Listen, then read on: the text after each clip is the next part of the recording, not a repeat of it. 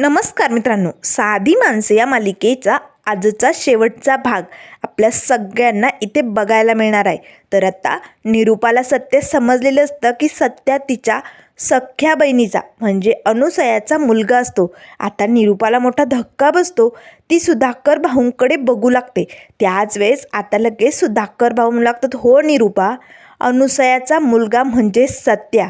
पंकज आणि सत्याचा जन्म एकाच वेळी एकाच हॉस्पिटलमध्ये झाला होता. आता निरूपा लगेच सुधाकर भाऊंकडे बघू लागते. काय? पंकज आणि सत्यजितचा जन्म एकाच वेळेस आणि एकाच हॉस्पिटलमध्ये? हे कसं शक्य आहे? नाही नाही नाही, हे नाही होऊ शकत. तुम्ही असं कसं बोलू शकता? अहो, अनुसयाचं कुठे लग्न झालं होतं? ती कशी गरोदर असू शकते? असे असंख्य प्रश्न आता निरूपासमोर उभे असतात. त्याच वेळेस सुधाकर भाऊ म्हणू लागतात, निरूपा, तुला यातलं काही माहिती नव्हतं, कारण तुझा हा असा घाणेरडा स्वभाव आहे ना, म्हणून तुझ्या बहिणीने अनुसयाने तुला कधीच काही सांगितलं नाही. ती पोटोशी असल्याचं सत्यही तिने तुझ्यापासनं लपवलं, ते फक्त तुझ्या या स्वभावामुळे. तेव्हा लगेच आता निरूपा म्हणू लागते, काय? अनुसया गरोदर होती? पण मला कसं कधी कळलं नाही? मला का सांगितलं नसेल तिने? त्यावर लगेच सुधाकर भाऊ म्हणू लागतात, कारण तू तिच्यावरती विश्वास ठेवलाच नसता ना. तुझं हे तोंड कुठेही चालवलं असतं, तिला नको नको ते बोलली असती. म्हणून मला आणि तुझ्या बाबांना विश्वासात घेऊन तिने हे सगळं सत्य सांगितलं आणि माझ्याकडनं वचन घेतलं, मी कधी हे कुणालाही सांगणार नाही. म्हणूनच मी आजवर सत्यजितच्या जन्माचं सत्य कधीच कुणाला कळू दिलं नाही. त्यावर लगेच आता निरूपा होऊ लागते, म्हणजे तुम्ही आणि अनुसया? त्याच वेळेस सुधाकर भाऊ ओरडतात, निरूपा बास, अगं किती दिवस असे घाणेरडे विचार करणार? माझी खरं तर अनुसया ही धाकटी बहीण होती. अगदी बहिणीसारखं मी तिच्यावरती प्रेम केलं. तिला कधी बी कशाची गरज लागली तर एक भाऊ म्हणून मी सतत तिच्या पाठीशी उभी राहत आलो. म्हणूनच या भावाला तिने विश्वासात घेऊन सगळं काही खरं खरं सांगितलं. अनुसयाचं एका पोरावरती प्रेम होतं. तिने मनापासनं त्या पोरावरती प्रेम केलं होतं. तिला त्याच्याशी लगीन बी करायचं होतं, पण ते पोरगं फसवं निघालं. त्याने बरोबर अनुसयाला प्रेमाच्या जाळ्यात अडकवलं, तिचा फायदा घेतला आणि नंतर अनुसयाला सोडून तो निघून गेला. पण त्यावेळेस खूप उशीर झालेला होता. अनुसया पोटोशी होती आणि आता तिच्यासमोर खूप मोठं संकट उभी राहिलं होतं. ती खूप रडली, कारण या सगळ्यात चूक तिचीच होती. म्हणून तिने सांगितलं, दादा, या सगळ्यात चूक त्या लेकराची नाही आहे. ते होणारं बाळ मी जन्माला घालणार, कारण ही सगळी चूक माझी आहे. त्या बाळाला मी जन्माला घालणार, त्याचं आयुष्य मी कधीच त्याच्यापासून तोडणार नाही. त्यामुळे अनुसयाने सत्यजितला जन्माला घालायचं ठरवलं. आणि मग जेव्हा पंकज हॉस्पिटलमध्ये जन्माला आला होता ना, तेव्हाच सत्यजितचाही जन्म झाला होता. त्याच वेळेस आता अनुसयाने माझ्या हातात छोटा सत्यजित असा दिला. पण अनुसयाची तब्येत खूपच बिघडली होती. त्यामुळे तिने तो सत्यजित माझ्या हातात टेकवला आणि माझ्याकडनं वचन घेतलं, दादा, माझ्या सत्यजितला जीव लावा. आई बापाचं दोन्हीही प्रेम त्याला द्या. त्याला कधी कसली कमी पडू देऊ नका आणि माझ्या सत्यजितचं सत्य कधीच कुणाला कळू देऊ नका, असं तिने माझ्याकडनं वचन घेतलं आणि आपले डोळे मिटले. आणि मग या तान्या सत्यजितला मी माझ्या कुशीत घेतलं. बाप म्हणून मी त्याला सतत प्रेम दिलं, आईचंही प्रेम दिलं.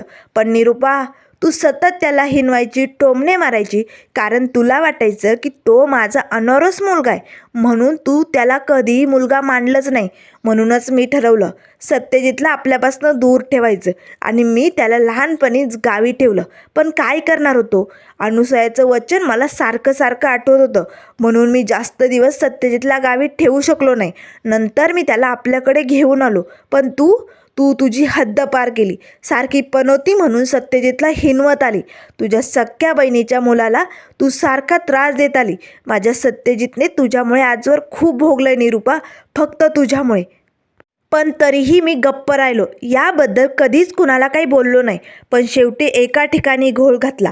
त्या जन्मतारखेवाल्याने तारीख चुकवली आणि मग ते मीराच्या लक्षात आलं आणि मीराने या सगळ्या सत्याचा शोध घेतला आणि शेवटी सत्यजितच्या खऱ्या आईचा आज सगळ्यांसमोर पर्दाफाश झाला. असं सगळं आता अनुसयाचं सत्य सुधाकर भाऊंनी सगळ्यांना सांगितलेलं असतं.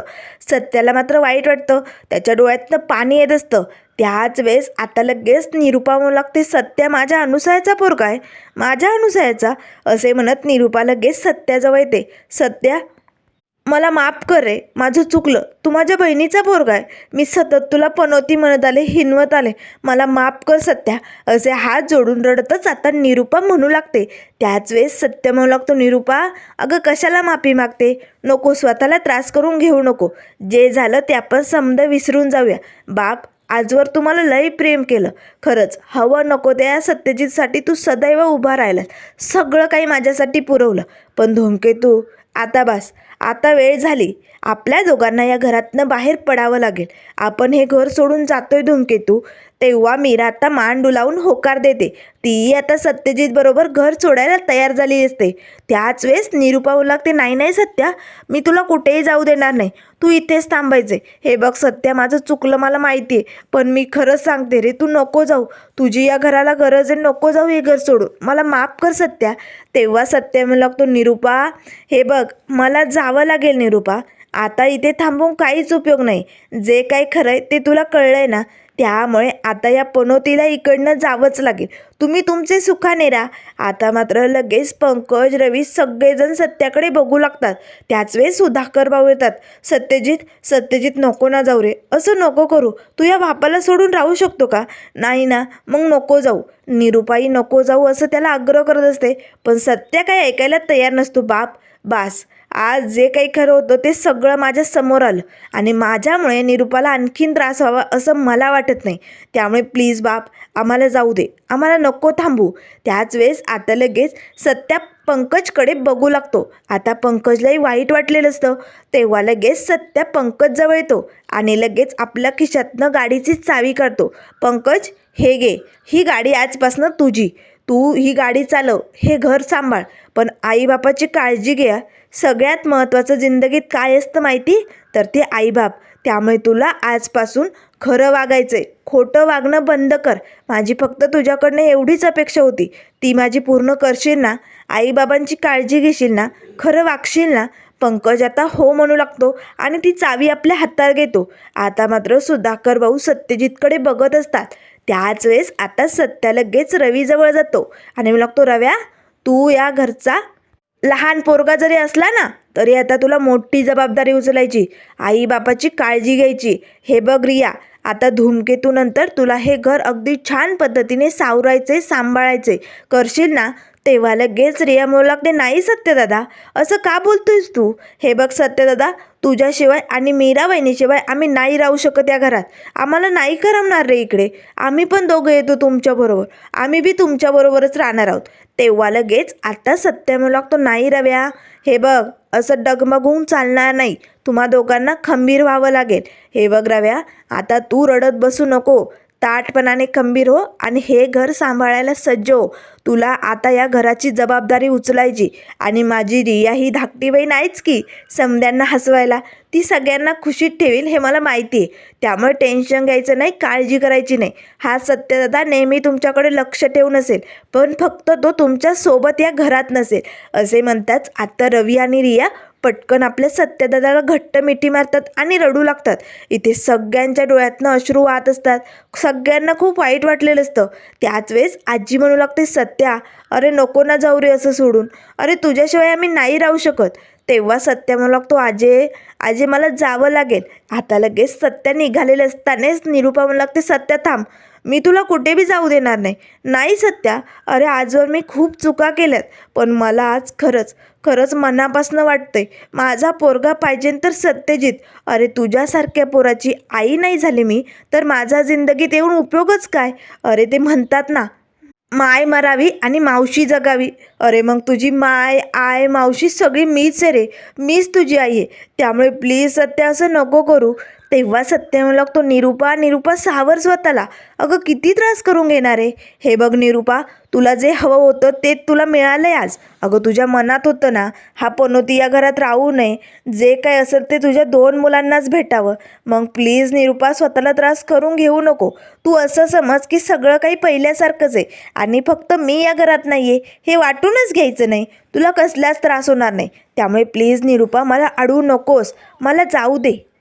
त्यावर लगेच निरूपा म्हणू लागते, नाही सत्या, तू माझा पोरगा आहे. माझ्या बहिणीचा पोरगा म्हणजे माझा पोरगा.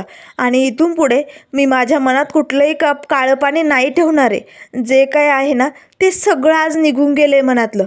मला मनापासून वाटतंय की माझ्या या पोराने माझ्या जवळ असावं, माझ्या म्हातारपणाचा आधार व्हावं. त्यामुळे सत्यजित प्लीज ऐकणार आहे. आणि कधी जरी माझ्या मनात आलं ना की तू माझ्या बहिणीचा अनुसयाचा पोरगा आहे, तू माझा पोरगा नाही आहे, तर त्या दिवशी ही निरुपा मरण पत्करेल, जगणार नाही. तुला खरं सांगते रे.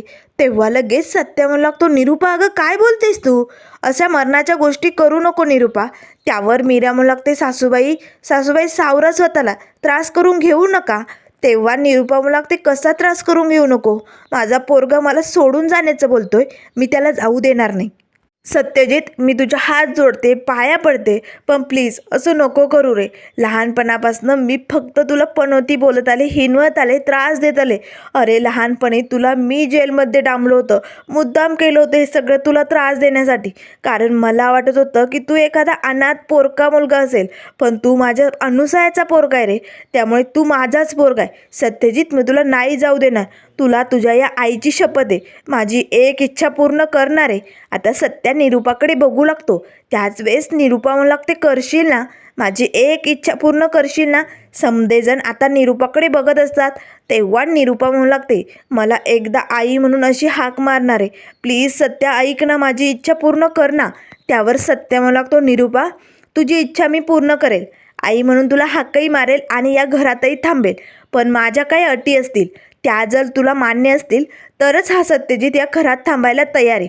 तेव्हा लगेच निरुपा म्हणू लागते, चालेल चालेल, मी आता कुठलीही चूक हातात घेणार नाही. मला सगळ्या अटी मान्य, तू म्हणशील तसं होईल, पण प्लीज तू नको जाऊ रे. त्यावर सत्य म्हणू लागतो, निरुपा आधी माझ्या अटी समजून घे आणि मग पुढे काय करायचं ते ठरव. मला थोडा वेळ दे, मी आलोच, मग तुला माझ्या अटी कळतील. असे म्हणत आता सत्य धूमकेतूकडे बघतो. धूमकेतू चल पटकन, असे म्हणत दोघे आता घरातनं बाहेर जातात. तर आता सगळेजण सत्या मीराकडे बघत असतात. दोघेजण कुठे गेलेत कुणाला काहीच ठाऊक नसतं.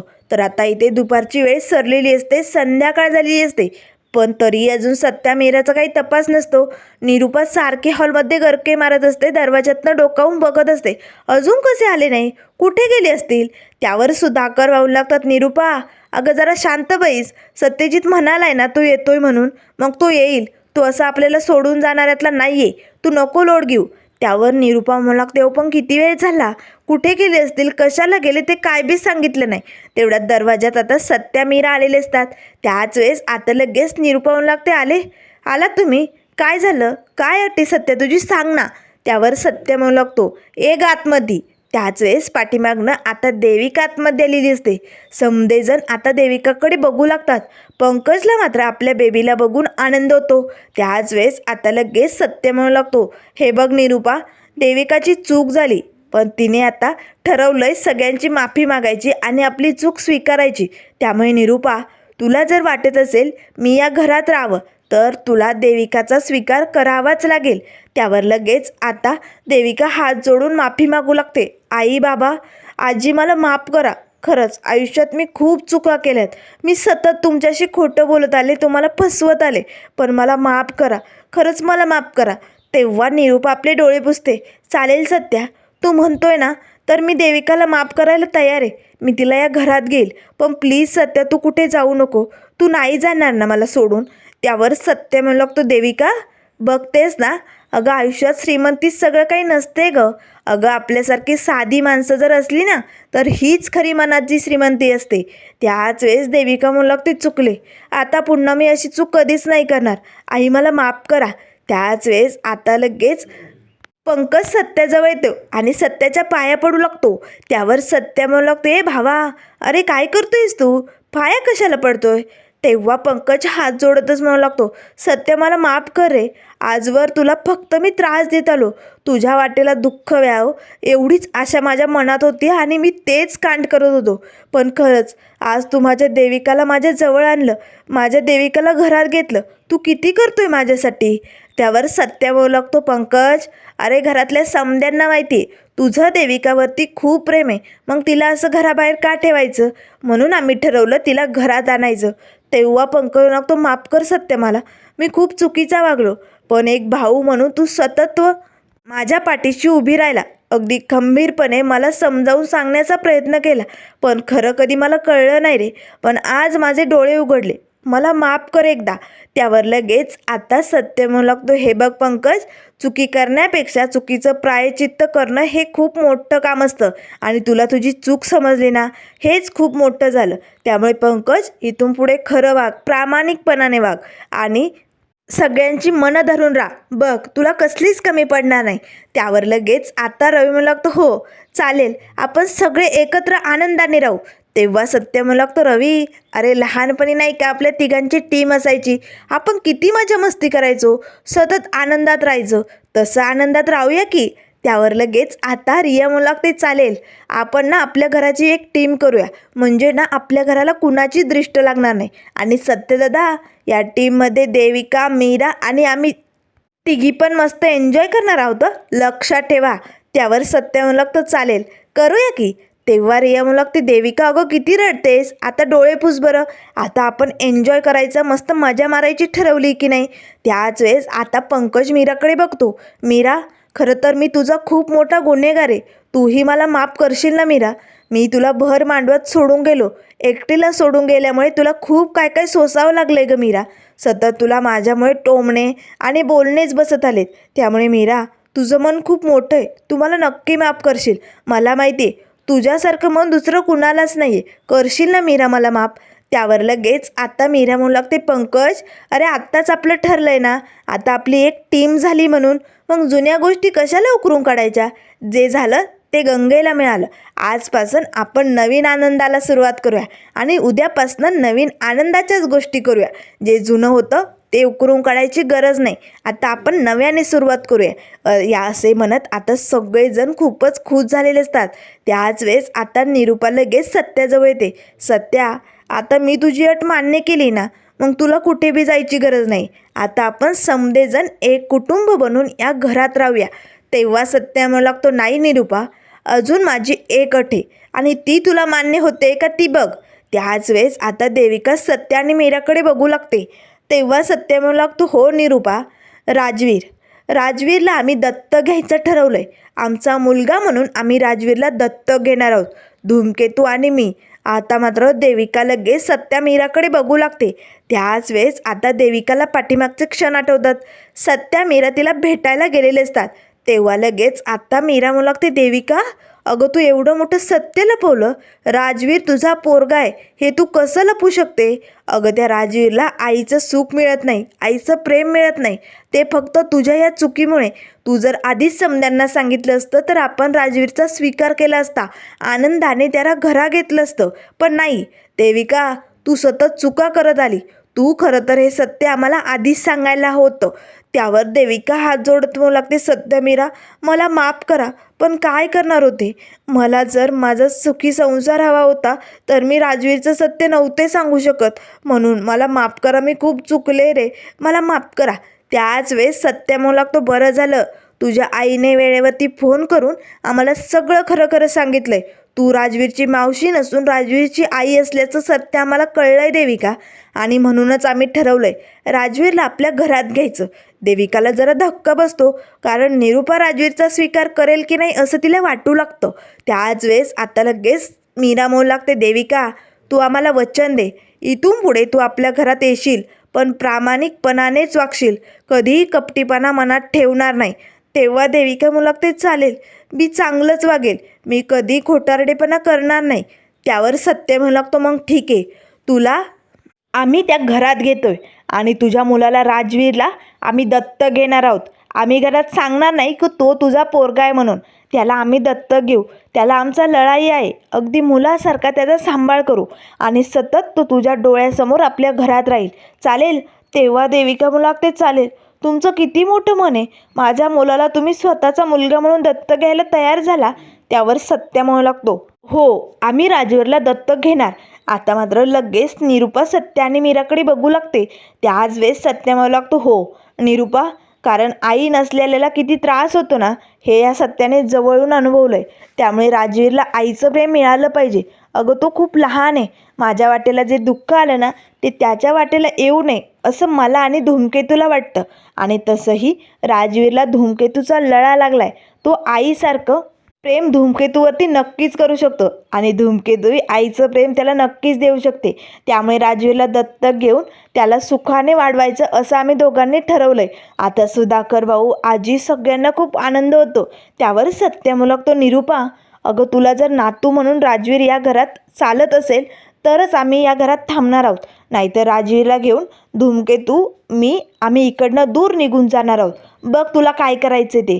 आता निरूपा विचार करत असते आणि पटकन सत्याजवळ येते. सत्या मला आता कुठलीही चूक नाही करायची रे. चालेल, मला नातू म्हणून राजवीर या घरात चालेल. मी त्याला खूप जीव लावेल, प्रेम करेल त्याच्यावरती.